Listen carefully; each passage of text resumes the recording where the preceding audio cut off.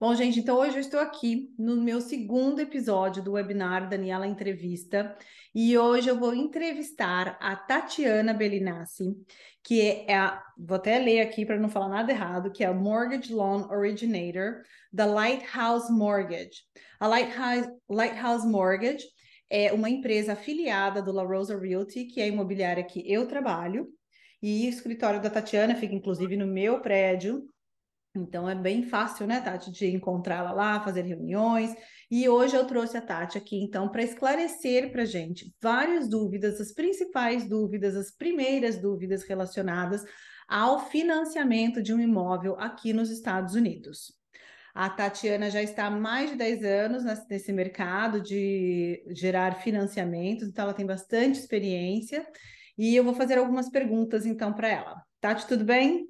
Tudo bom? Prazer, Dani, estar aqui com você. Prazer estar com todos vocês e estamos aqui, tirando todas as dúvidas, estamos à disposição. Que ótimo, obrigada, Tati. Então vamos lá. A primeira pergunta que eu mais ouço e que você também deve ouvir é sobre a questão se existe financiamento para brasileiros. Sim, existe, é muito feito, nós trabalhamos muito com esse perfil de clientes, né? Investidores brasileiros, os que moram no Brasil ou os que estão se mudando para os Estados Unidos e querem investir nos Estados Unidos. Por causa da língua e por nós sermos brasileiros, né? Acaba que a nossa especialidade realmente é financiamento para estrangeiro. É fácil, tem uma documentação simplificada. Quem já passou pelos dois cenários acha até mais fácil fazer o financiamento enquanto era assim 100% brasileiro do que quando depois que virou um residente americano. É uma documentação simplificada, é possível, os juros são competitivos, às vezes até mais baixo do que o juro para americano. Então é um produto que a gente faz bastante. Tá certo. E uma coisa, porque eu sempre falo isso, eu sempre friso muito, que o financiamento, ele é a parte, se você não vai comprar uma casa à vista, se você vai financiar, é a parte, é a primeira coisa que você tem que fazer assim que você decide quem é o corretor que você vai usar. Você definiu quem é o corretor que vai te representar na venda ou desculpa, na compra do seu imóvel, aí o outro passo seguinte, antes de buscar o imóvel, antes de sair à procura do imóvel, temos que falar com uma pessoa que faz o financiamento. Então, Tati, outra pergunta. É preciso que o cliente que queira tirar o financiamento, ele precisa ter uma conta em algum banco aqui nos Estados Unidos? Ele tem que ter um relacionamento bancário com o Bank of America da vida, alguma coisa assim, para ele ter financiamento? Então, não é necessário ter um histórico de relacionamento com nenhum banco nos Estados Unidos, porque realmente um investidor estrangeiro a gente considera que é uma pessoa que mora, trabalha em outro país, às vezes que nem pisou nos Estados Unidos, mas quer investir aqui, quer comprar uma casa aqui nos Estados Unidos. Então, toda a checagem de crédito, de renda desse cliente vai ser no seu país de origem, onde ele mora, onde ele vive, onde ele trabalha, onde ele paga imposto, né? Então, é feita a checagem, por exemplo, dos brasileiros de Serasa, de uma checagem internacional também para ver o background do cliente, né? Para ver o histórico do cliente, se está tudo ok, se é um bom pagador, enfim, no seu país de origem. Então, as referências são todas no país de origem do cliente. Não precisa ter relacionamento nos Estados Unidos, não precisa ter cartões de crédito, histórico de crédito aqui. Agora, uma conta bancária vai ser pedido realmente para o cliente abrir uma conta bancária nos Estados Unidos no decorrer do processo, porque a gente vai precisar estabelecer os débitos automáticos dos futuros pagamentos da casa, não é? Então, isso é algo que a gente assessora também e, enfim, pode ser em qualquer banco, isso não vai determinar quem vai te dar o empréstimo, né? Tem que ser, sim, aberta uma conta, mas a gente não depende de um histórico de relacionamento. Tá. E quais os documentos que são pedidos para um estrangeiro fazer o financiamento aqui nos Estados Unidos? Isso. Nós precisamos verificar a identidade do cliente, obviamente, né? Passaporte, visto, alguns bancos pedem o CPF também. A origem do dinheiro é muito importante. Os bancos pedem 3 meses de extrato bancário das contas onde está o dinheiro que vai ser usado na compra, seja conta corrente, seja conta de pessoa jurídica, seja aplicações, seja no Brasil ou aqui nos Estados Unidos, onde o dinheiro estiver, não é? Então, a gente precisa ver a origem do dinheiro, porque os bancos querem ter certeza que o dinheiro que vai ser usado para o nosso amigo João comprar a casa é o dinheiro que está na conta do João. Isso é muito importante. Ou, obviamente, que veio da venda de um imóvel que esse cliente tinha no seu nome no Brasil, ou vendeu um carro, ou recebeu uma herança, um processo judicial. Nós já tivemos todos esses casos. Então, a gente provando a origem do dinheiro, tá ok. Então, checagem de crédito, a gente checa o crédito do cliente nos Estados Unidos só para ter certeza que está ok, que não tem nada negativo. É checada o Serasa, é tirado também um reporte de crédito internacional do cliente e alguns outros documentos. Também o documento de renda, né? Porque essa é a análise que nós fazemos. Se o cliente tem renda suficiente para bancar a casa que ele mora no seu país e também essa propriedade sendo comprada aqui. E outros documentos como comprovante de residência, uma carta de referência bancária do gerente dele no Brasil, enfim, alguns outros documentos. Mas Tá, e agora basicamente são esses. que você falou sobre, além dos documentos, né, você falou alguma coisa que me remeteu à idade. Existe uma idade mínima para ter um financiamento e uma idade máxima para ter um financiamento? Ótima pergunta, que é bem diferente do Brasil. Aqui não existe limite de idade para se fazer um financiamento. Eu já tive clientes com mais de 80 anos de idade que fizeram mais do que um financiamento, né, de mais de uma casa, de 30 anos, financiamento de 30 anos. Aqui não existe essa restrição, porque não existe um seguro de vida atrelado ao financiamento, diferente do Brasil. Então, e a idade mínima que você perguntou também não existe. A gente eu diria talvez 20 anos, 20 e alguns, porque a gente precisa comprovar o histórico de renda do cliente nos últimos 2 anos. Então, se alguém começou a trabalhar com 18 e tem 20 e faz bastante dinheiro, né? Já é possível. Então, o mínimo para alguém ser dono de uma propriedade na Flórida são 18 anos, mas como nós precisamos do histórico de 2 anos, né, de renda, então acrescenta um pouquinho. E não existe máxima. Foi uma ótima pergunta, porque eu sei que é diferente. Eu recebo essa pergunta bastante. Isso, porque, e essa outra pergunta é relacionada a isso, porque as pessoas ficam, os brasileiros em particular, ficam bem surpresos quando eles sabem que uma pessoa que não tem idade, não tem limite de idade, que uma pessoa de 80 anos pode pegar um financiamento, 90, enfim. E aí a pergunta é: se essa pessoa que fez o financiamento falece, o que acontece? Por que que ele pode dar se é uma pessoa que de repente não vai viver tantos anos? Como assim? Uhum. O banco não faz nenhuma exigência. Os bancos, né? O sistema de financiamento imobiliário não faz nenhuma exigência, mas aí depende, obviamente, da preparação do próprio cliente em ter um testamento, ou também existe a opção do cliente, se assim preferir, colocar a escritura da propriedade no nome de uma pessoa jurídica americana e colocar filhos, cônjuges, herdeiros junto, não é? Nessa pessoa jurídica como sócios. Então, é responsabilidade do cliente ter essa preparação. Uhum, certo.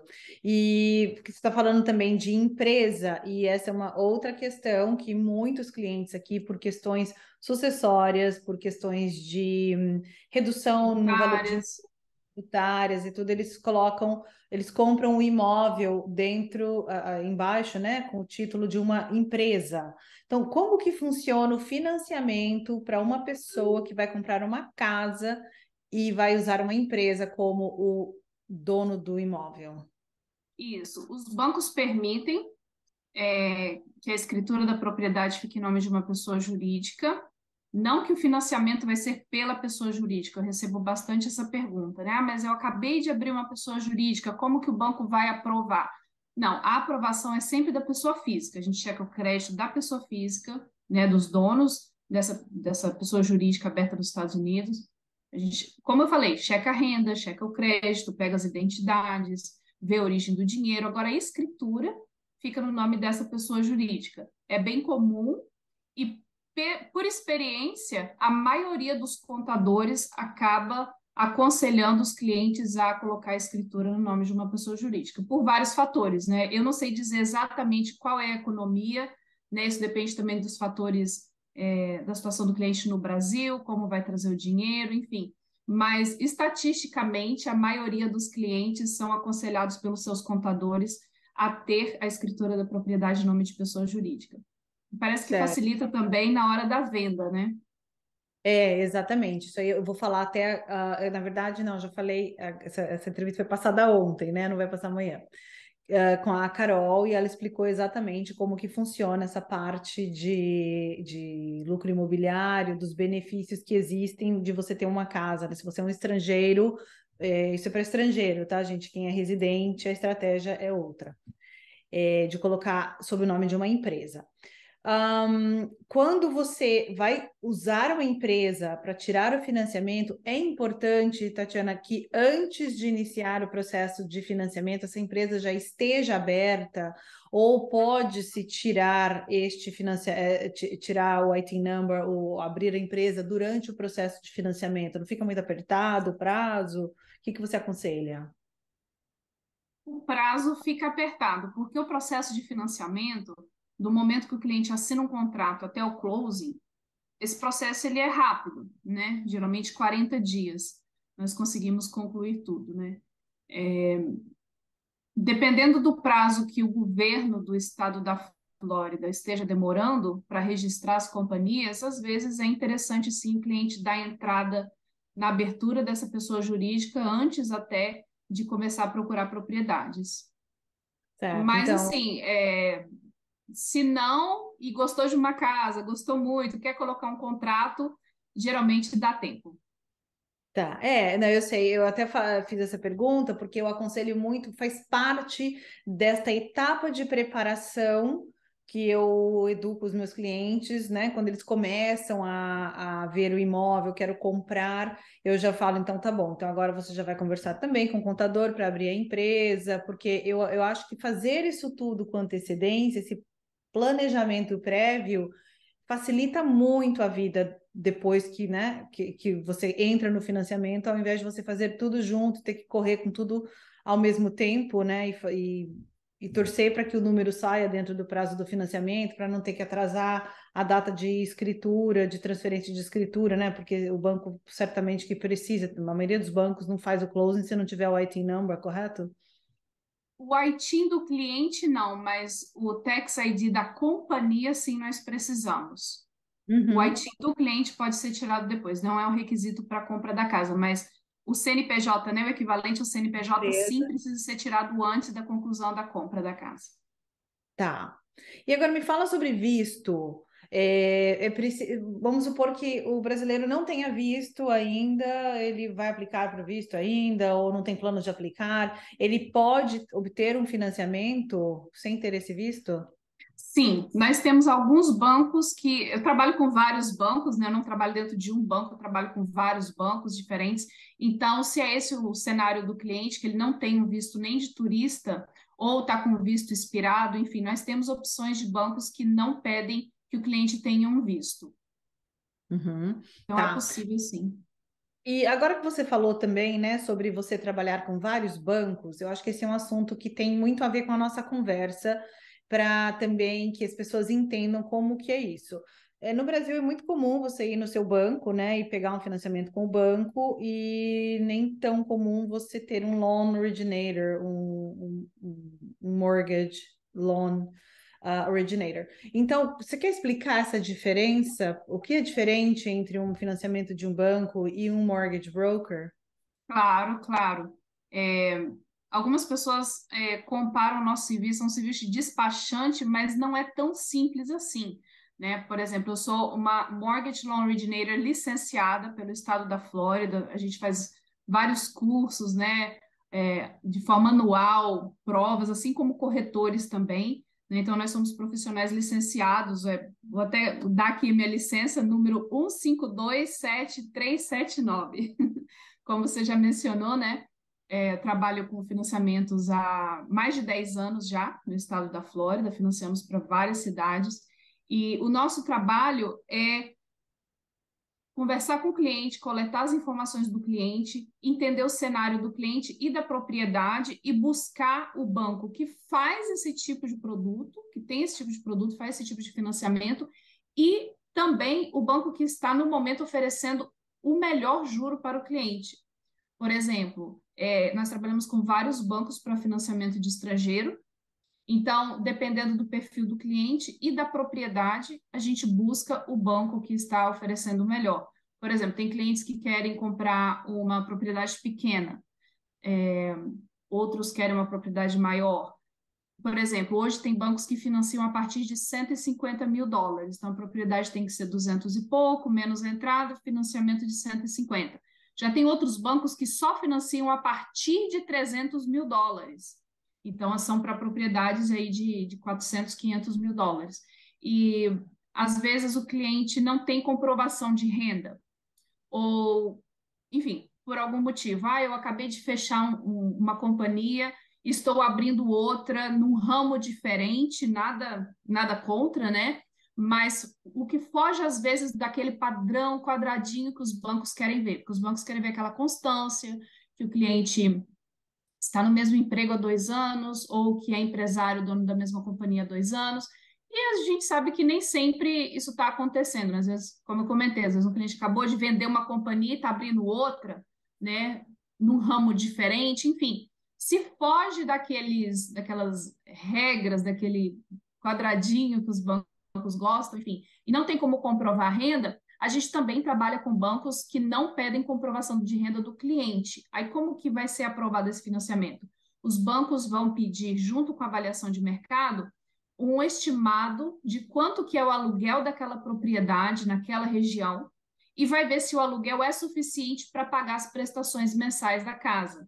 Então, se for suficiente, se for uma propriedade que tem uma boa lucrabilidade, a gente consegue fazer um financiamento, não precisando mostrar a renda do cliente, e sim dependendo somente do futuro aluguel daquela propriedade. Então, são cenários diferentes, todo mundo tem cenário diferente. Tem bancos que pedem muita reserva de prestação, porque os bancos querem ver uma certa liquidez, né? Que o cliente, depois de comprar uma casa do outro lado do mundo, ainda tem dinheiro em conta bancária. Não precisa adiantar parcelas, mas somente mostrar que aquele cliente tem um equilíbrio financeiro. Então, tem bancos, por exemplo, que pedem o equivalente a 6 meses de reserva de prestação. Outros bancos pedem 12 meses de reserva de prestação. Aí, se o cliente fala, Tatiana, eu não tenho, eu literalmente vou raspar tudo. Eu até tenho, mas está no nome do meu cônjuge, então não está no meu nome esse dinheiro. Não tem como mostrar reservas. Aí a gente vai encaminhar para um banco que não pede reservas. Então, assim, sempre é um cenário diferente. Tem banco que não gosta de financiar apartamento, né? Como eu comentei, tem banco que gosta daquilo, não gosta daquilo, enfim. Então, para cada cenário, a gente prepara o cliente, prepara toda a documentação, traduz documentos e a gente faz todo esse serviço para quê? Para emitir uma carta de pré-aprovação, que eu acho que você vai perguntar sobre isso também, né? A importância da carta de pré-aprovação. E quando o cliente encontre a propriedade e assine um contrato, já está tudo completo. A gente faz a submissão para o underwriter, né, que é o chefe lá do banco, que vai fazer a análise do processo e já vai aprovar, né? Porque ninguém tem tempo de ficar indo, voltando, tenta com um banco, tenta em outro, não é? Porque, como eu falei, cada banco tem a sua especialidade, cada banco oferece um juro, cada banco gosta de um perfil de cliente e de propriedade. Então, esse é o nosso trabalho, é um trabalho bem sério, bem importante, né? Em conjunto com o corretor, porque também é um pouco de perca de tempo e desgaste emocional de estar vendo propriedade, se apaixonando pelas casas lindas, né? E depois a documentação, o dinheiro, a pessoa jurídica, tudo isso não está preparado e a gente não consegue fechar em tempo hábil, né? Porque nós temos que cumprir a data de contrato. Então, esse é o nosso trabalho, fazer com que tudo dê certo no primeiro tiro, certo ao alvo. Então, basicamente, é muito mais vantagem para uma pessoa trabalhar com um mortgage broker do que com um banco, porque nesse um banco ele vai dar somente a linha de financiamento que ele tem, ponto, certo? Ele não vai ter Exato. opções que encaixem melhor. É verdade, com certeza é isso tudo. E fala para mim, no financiamento para estrangeiro, que é um financiamento diferente do financiamento para quem é residente fiscal aqui nos Estados Unidos, né, que é quem tem green card ou quem é cidadão americano, Qual é a porcentagem de entrada que esses compradores têm que dar? Qual é o prazo do financiamento? São parcelas fixas? O que está incluído nessas parcelas? Isso. Hoje, nós temos financiamento para estrangeiro a partir de 25% de entrada. Isso pode mudar, né? Antes do Covid, por exemplo, nós tínhamos bancos que financiavam com 20% de entrada. Hoje já mudou um pouco, né? Então, hoje, a melhor entrada disponível são 25% de entrada. E essas parcelas, nós temos opção de juros fixos por 3, 5, 7 anos, 15 anos. Temos também banco que oferecem juro fixo por 30 anos. Obviamente que cada opção é diferente, não é? Depende da intenção do cliente. Eu já tive alguns clientes que falaram, não, pode me dar um juro fixo por somente 3 anos, porque eu vou quitar logo essa propriedade, estou vendendo uma fazenda no Brasil e já vou quitar, então... Mas não quer dizer que o cliente tem que quitar em 3 anos, mas sim que o seu juro vai ser fixo por um período. Depois o juro, uma vez por ano, vai se abrir para ajustar o juro de mercado. Também não é algo que fica oscilando todo mês, não é assim, tá? Então, nós passamos todas essas opções para o cliente, se ele quer um juro fixo por 3 anos ou por 5. Tem clientes que falam, ah, não, eu amei essa casa, eu vou ficar com ela por muito tempo, então me dá um juro fixo por 7 anos, né? Não pretendo vender e não quero risco também. Apesar de que hoje, como nós estamos com um juro de mercado um pouco alto, os clientes já estão comprando, pensando, já fazendo um planejamento de daqui a 2 anos fazer um refinanciamento, né? Porque a, a onda, né? A lógica é que daqui a uns 2 anos a gente tenha juros um pouco mais baixos do que hoje. E você tem visto alguns bancos dando algum benefício para que esses compradores de hoje refinanciem em, sei lá, 2 anos, alguma coisa assim? O processo de refinanciamento para você alterar o juro, ele é bem parecido com o processo de compra, porque você vai lançar mão, né? Take advantage, né? Você vai tirar vantagem do juro de mercado, mas aí o banco, que pode ser o mesmo ou outro banco diferente, ele vai analisar a situação do cliente lá naquele período. Então, a gente tem que levantar a documentação de renda novamente, fazer checagem de crédito de novo, mostrar extratos bancários de novo. Então, a gente fica mais à mercê do juro de mercado do que dos bancos em si. E dificilmente, eu não vou falar dificilmente, mas é muito relativo. Nem sempre a gente faz um refinanciamento com o mesmo banco. A gente vê qual banco que está oferecendo o juro melhor. Por exemplo, eu já tive vezes de juros que sempre oferecem, desculpa, de bancos que sempre oferecem o mesmo juro, sempre o mesmo juro, igualzinho. Só que um aumentou o juro e o outro ainda segurou por uma semana, porque o juro de mercado aumentou, né? Por exemplo. Então, sempre eles estavam iguais. Aí, esse aumentou. E eu estou com um processo para mandar agora, hoje. Eu não vou mandar para esse, eu vou mandar para esse que ainda está com juro mais baixo. Entendeu? Então, a gente fica ligado todo dia. Quem mudou a tabela de juro? Como que está? Que cliente que está pronto para ser submetido hoje? Então, às vezes a gente vê uma igualdade que tem uma semana de diferença, a gente corre e pega o juro mais baixo para o cliente. Então, refinanciar com o mesmo banco não tem nenhuma vantagem, literalmente. A vantagem é ver qual banco está oferecendo o melhor juro naquele momento, naquele dia. Uhum, tá. E esse prazo de financiamento, eu sei que você falou que tem, os juros podem variar de 3, 5, 7, enfim, quantos anos. Mas e o prazo desse financiamento? É o quê? De 30 anos, 15, 10? Como que é? Geralmente são 30 anos de financiamento. Existem bancos que oferecem 15 anos também. Porém, o que acontece com o financiamento de 15 anos? As prestações vão aumentar, né? As prestações mensais obrigatórias vão aumentar significantemente porque você está reduzindo o período na metade. Quer dizer, você tem que quitar o empréstimo na metade do tempo, em 15 anos em vez de 30. Se o cliente estiver ok, se estiver confortável com as prestações, sem problema nenhum. Mas a maioria realmente dos clientes acaba optando em fazer um financiamento de 30 anos, que vai te dar uma prestação obrigatória mensal baixa, e quando o cliente quiser e puder, ele amortiza esse financiamento, se o intuito dele é quitar mais rápido. Então, assim, sobrou US$ 50.000 lá na conta bancária, vou mandar para o banco para acelerar a quitação desse empréstimo, entendeu? Mas aí o cliente fica livre. Por exemplo, tem clientes que recebem bônus, comissões, 13º uma vez por ano, 2 vezes por ano. Então, nos meses que ele não tem, ou, né, por exemplo, aconteceu um ano de Covid, que não recebeu bônus, porque aquele ano foi um ano difícil. Então, eu não vou mandar aquele dinheiro extra, né? Mas eu tenho a liberdade. A minha parcela mensal é confortável e eu tendo um dinheiro sobrando, né? Eu tenho a liberdade de mandar esse dinheiro para amortizar e está quitando em 10 anos, 15, 5 anos. Eu já tive cliente que quitou a casa em 2 anos, como eu mencionei, né? Vendeu uma fazenda, recebeu uma herança, foi lá e quitou. Então, o cliente tem essa liberdade. Tá.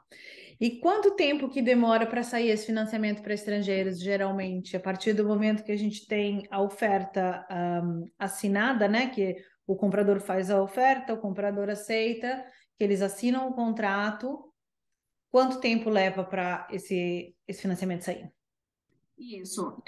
Uma vez que o contrato está assinado, geralmente são 45 dias até a assinatura final e entrega das chaves. Então, para Uhum. isso, a gente trabalha com o cliente para que toda a documentação seja providenciada com bastante rapidez, para que uma vez que ele encontre a propriedade, né, e comece esse tempo, a gente tenha tempo hábil para correr o financiamento, porque não é somente o banco que vai trabalhar, né? São vários profissionais juntos. É o quê? É o cartório que vai levantar toda a história da propriedade, vai ver se a escritura está limpa, não é? Você vai conversar com um cartório também, né? Vai ter essa entrevista. Então, o cartório vai estar trabalhando, vai ser pedida a avaliação de mercado, vai ser pedido a planta da casa para ver se todas as construções estão autorizadas pela cidade. Nós vamos trabalhar, o contador vai trabalhar, então são vários profissionais ao mesmo tempo correndo para a gente fechar nesses 45 dias. Então, por exemplo, eu tenho hoje um cliente que desde quarta-feira o banco falou: estamos ok, vamos fechar. Aí o cartório, não, ainda não. Eu tenho que resolver algo aqui, pagar uma dívida aqui que o vendedor ainda tem com o condomínio, né? Temos que resolver esse problema para que o comprador compre uma propriedade sem nenhum problema, nem com condomínio, nem com a cidade, nem de permit de construção, porque resolveu fazer uma garagem, uma piscina, enfim. Então, são vários profissionais em vários âmbitos diferentes trabalhando nesse período, mas geralmente são 45 dias, da assinatura do contrato até a entrega das chaves. Bem rápido, né? É bem rápido mesmo, porque todo mundo trabalha junto, né? São várias coisas. Uma parte não consegue fazer o papel dela se a outra não cooperar, então somos todos nós trabalhando juntos, né? Para que o comprador assine essa escritura e receba as chaves da casa. Agora, uma última pergunta que eu tenho, que ela tem a ver com a carta de pré-qualificação, que eu falo para todas as pessoas que tem que ter a carta de pré-qualificação para a gente começar a visitar as casas, né? Porque é o que você falou, senão você encontra a casa dos seus sonhos e você não consegue fazer oferta porque você não está pronto. Então, explica para a gente a, a vantagem, entendeu? Por que é tão importante ter a carta de pré-qualificação nas mãos antes de começar a procurar o imóvel? Isso. É justamente para ver se o cliente está com todas as suas situações preparadas. Por exemplo, eu já tive cliente que não tinha visto, estava esperando a renovação do visto, né, o agendamento e tudo. Aí eu falei, ok, eu tenho banco que não pede visto, porém o juro é um pouquinho diferente. Aí o cliente falou, não, eu quero o melhor juro. Então ele esperou o dia da renovação do visto, já foi renovado, já nos contactou novamente e agora retomou a pesquisa da casa, entendeu? Porque qualquer diferença afeta um pouco, ou na entrada, ou no juro. Igual eu falei, a gente trabalha com vários bancos diferentes. Nosso trabalho que a gente faz realmente é buscar o melhor juro para o cliente. Então, eu ofereci várias opções e a cliente falou: não, eu prefiro esperar. E realmente, ela esperou acho que 2 meses e saiu o visto, tranquilo. Outros clientes me ligam, Tati, eu estou com uma propriedade para vender, estou com um apartamento à venda.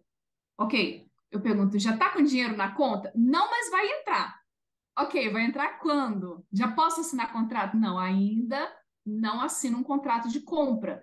E acabou que realmente a venda daquele apartamento demorou um pouquinho mais do que o esperado, porque o comprador também estava fazendo um financiamento que atrasou, né, no Brasil.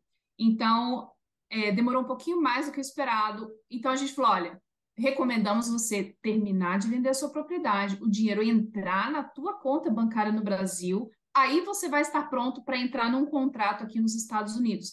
Então, é muito importante para a proteção do próprio cliente. Às vezes é um pequeno detalhe, às vezes é um visto, às vezes é o dinheiro está todo em conta bancária. Enfim, são vários detalhes, né, que é interessante acertar antes de se comprometer assinando um contrato de compra nos Estados Unidos. É muito, muito importante. Às vezes também o cliente quer uma propriedade, tem uma ideia, né, de uma média de valor de propriedade, e quando a gente vai ver as finanças, ele não tem todo o dinheiro suficiente.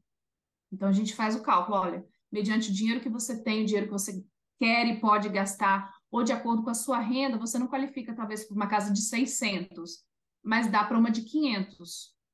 Maravilha, vamos focar em procurar uma de 500 mil. Então isso é bem importante para a proteção do próprio cliente. Exato, porque isso aí torna tudo muito mais simples, né? Assim, não tem frustração de Harmonioso, expectativas, exato. visita-se exatamente o que tem que ser visitado, que o cliente pode comprar, e aí nós, corretores, podemos trabalhar, então, com muito mais eficácia, eficiência, depois que o cliente está pré-qualificado, que a gente sabe exatamente até onde a gente pode ir. Exato. Então, Tati, para encerrar, você tem algum conselho, alguma coisa que você quer falar para esses investidores brasileiros que estão, principalmente agora nesse momento, querendo muito fazer investimentos fora do Brasil para diversificação de portfólio? O que você tem de um breve conselho para todo mundo que está nos ouvindo? Isso, vamos comprar. Estamos num período muito bom, porque estamos, primeiro, com uma baixa no dólar, né? E desde o Covid não se viu um preço de dólar tão baixo, então realmente está uma hora muito boa para comprar. E segundo, que nós estamos num mercado favorecendo muitos compradores. Eu tenho visto essa grande diferença no poder de negociação nos valores das propriedades. As propriedades têm baixado um pouco de preço, então a gente tem visto o jogo mudar, não é? Nos anos aí anteriores, durante o Covid, estava uma briga. Às vezes o cliente gostava de uma propriedade, quando ia colocar oferta, já tinha saído do mercado, né? Eu tenho certeza que você passou por isso. Em 24 horas a casa entrou e saiu do mercado, já recebeu uma oferta. Agora não, agora os compradores realmente estão com bastante poder. Então é importante fazer essa pré-qualificação, levantar toda a documentação, ver se todos os detalhes estão ajustados, se você está pronto para comprar, qual a média de preço que você está pré-aprovado, para você focar naquele alvo e você tem, obviamente, poder de negociação. Então, realmente é um momento muito bom, principalmente para o investidor estrangeiro, porque o mercado interno entre os americanos está um pouquinho devagar. E, historicamente, está se repetindo, né? Quando o mercado interno esfria, os investidores estrangeiros take advantage, né? Eles, como fala em português, Tiram vantagem, né? Se tiram aproveita. vantagem, aproveitam a oportunidade. Exatamente, É, exatamente. tá certo. E Tati, qual é a melhor maneira das pessoas entrarem em contato com você? Quem quiser fazer, eu vou colocar depois nesse vídeo também as suas informações, mas se você quiser falar qual é a melhor maneira, seu e-mail ou telefone, enfim. Isso, o e-mail você vai colocar por escrito, né? Ou o maior, a forma mais rápida realmente de contato é pelo WhatsApp, né? Nosso telefone +1 407 232 1240. Nossa maior comunicação com os clientes do Brasil é realmente o WhatsApp, né? E dali a gente conversa. Eu gosto de falar também com o corretor, né? Para a gente estar ver o perfil, né? Se vai ser uma propriedade para alugar por curta temporada, alugar por longa temporada, por um ano de contrato. ou se vai ser uma propriedade para o cliente desfrutar com a sua família quando vier nos Estados Unidos, ou se ele vai se mudar. Enfim, a gente faz análise do perfil da propriedade, conversa com o cliente e a gente começa, olha, mediante esse cenário, sua prestação vai ficar mais ou menos essa, esse é o dinheiro que você vai precisar para compra, esses são os documentos, a gente analisa se é para agora ou para daqui a um mês, ou se o cliente está fazendo um planejamento para alguns meses para frente, enfim, a gente começa a conversar dali, a gente pede os documentos por e-mail, né, que seja enviado por e-mail. Nós não precisamos da presença do cliente durante o processo, todos os documentos são mandados por e-mail, assinatura eletrônica. Aí, no fim do processo, né, às vésperas da entrega da chave, realmente, no dia da entrega da chave, a assinatura final de escritura, de financiamento, aí tem que ser a punho. Aí existe a opção do cliente vir nos Estados Unidos, assinar dentro do cartório aqui nos Estados Unidos, ou assinar na embaixada americana no Brasil. E alguns bancos aceitam assinatura por videoconferência, né? Assinatura eletrônica com videoconferência ao vivo. Depende. Então a gente faz esse levantamento também da possibilidade do cliente, se ele vai poder vir. A maioria acaba vindo, né, para os Estados Unidos, porque eles querem ter essa experiência, né, de pegar as chaves, tomar posse da propriedade e estar aqui pessoalmente para assinar, né? Isso é verdade.